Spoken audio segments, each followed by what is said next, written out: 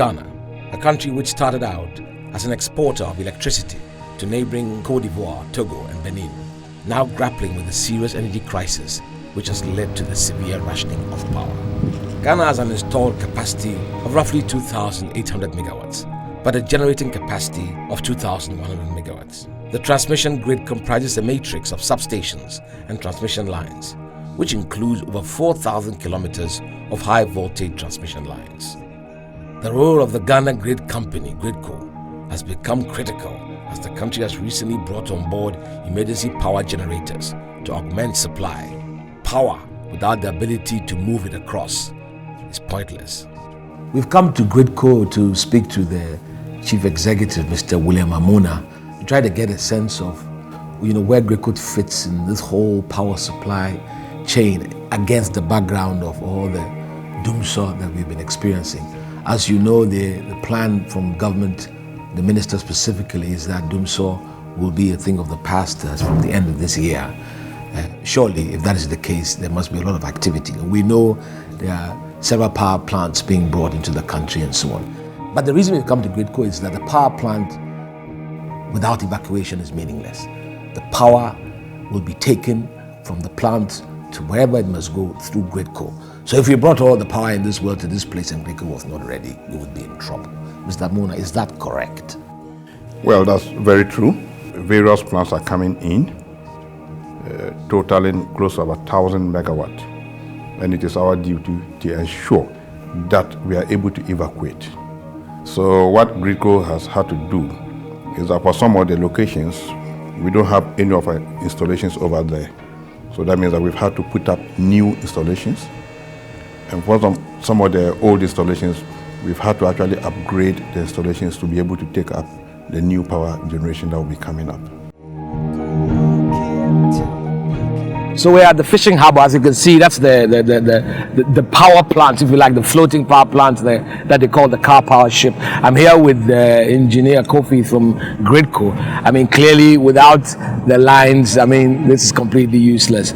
So as you can see on the other side of it, all the lines are being linked to the power ship. And for GRIDCO, power from a barge like this is nothing new. Am I correct? No, it's nothing new. One of our mandates is to evacuate power from IPPs, and we have been doing that, so this is not new. We just had to build a new line because of where it is located. Right. So we build a line and we are connecting to it. We will back energize this, and then we are ready to receive the power when they generate. So we are ready. So, every time we talk about power plants, fuel becomes a big issue. So what kind of fuel does this plant run on? We call it heavy fuel oil. It's a low-grade oil, and that's what this plant is going to run on. Where are you going to get that? There is an arrangement. The operators themselves have an arrangement for fuel supply, and I know all that is set. And this heavy fuel oil is a good price? How does it compare to, say, gas? I know that it's a cheaper, it's cheaper than gas. So we expect that the price will not be as high. And it's available. I know that there's a system like that they have put in place to make sure that the fuel is made available to the plant to run. Car power ship itself is on top of that. And this will be sitting here for 10 years? For 10 years. 10 years. What I'm interested in is whether GRIDCO is ready to do this. GRIDCO is ready. Can we have a look at it? You can.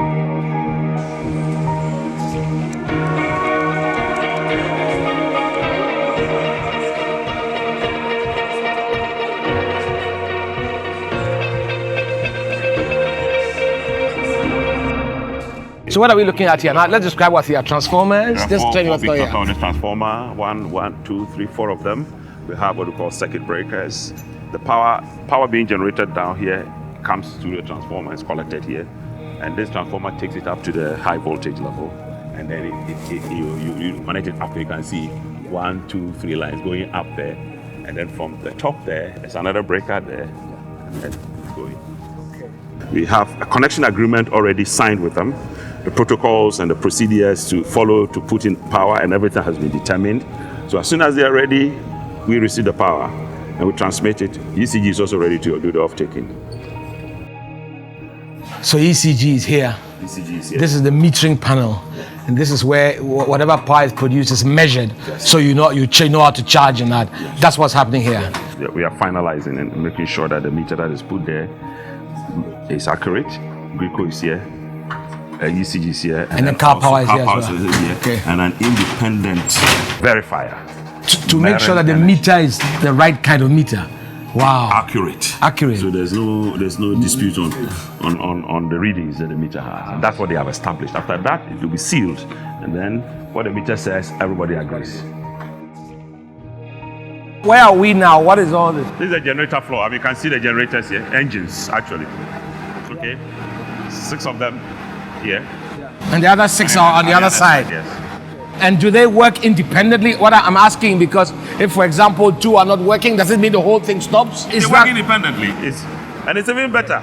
But is that common of the plants we have? I want to understand, like at Abuadze and in Temami. No, Abuadze, they are bigger frames. Abuadze, 1 unit is 100 megawatts, for example. So when it goes down, it all goes down. 100 megawatts. And when you go to Akuse, 1 unit is 40 megawatts. Right. Okay, times 4. Akuse, as in the pond dam. The pond dam.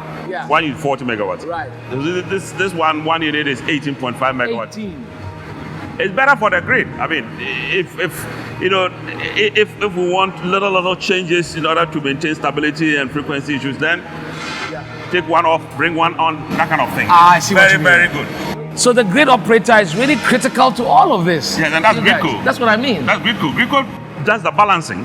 GRIDCO looks at the total demand that is available there to be met, and looks at the total supply that is also available to be dispatched, and does the balancing. And decides what to make sure that the load is served. If we have too much load, much more than the generating available. What do you mean? That means when there's more demand than supply. That's what you mean. More demand than supply, then we will have to bring in more supply or curtail the demand. So the curtailing the demand is the load shedding. Well, if you want to call it that way. Yes, that's what it is.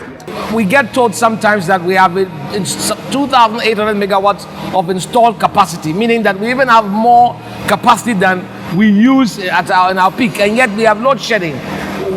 What does that mean? We have to understand the 2 major sources of our power supply. Hydro and thermal. Correct. Right.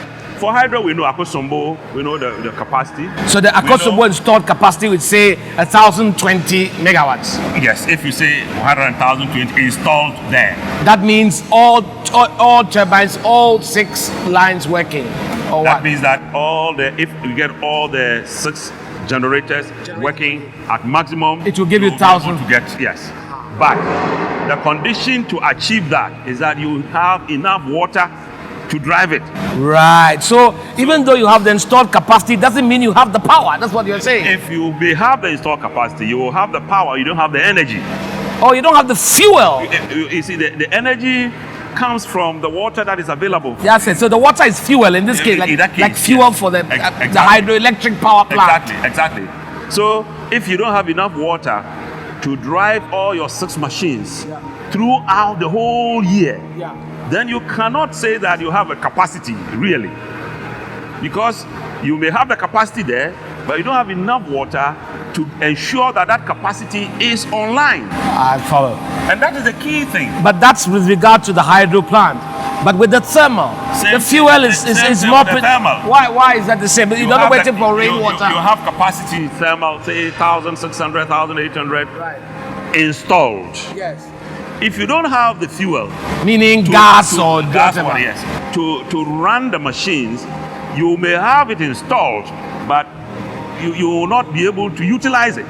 It's just there, sitting there. It cannot be utilized. But so how does one get out of this? I mean, what are you describing? Yeah, first of all, you need it to be there.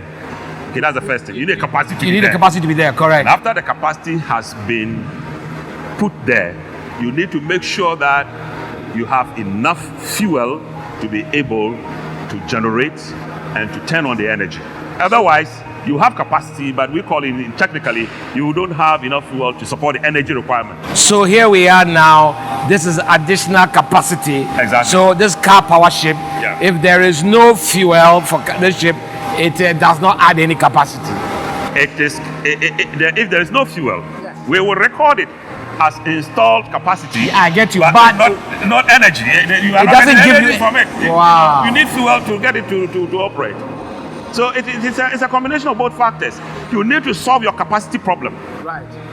After you have solved your capacity problem, you need to ensure that you have fuel to be able to get the energy you want. Right. If you don't have fuel, then you ration your energy.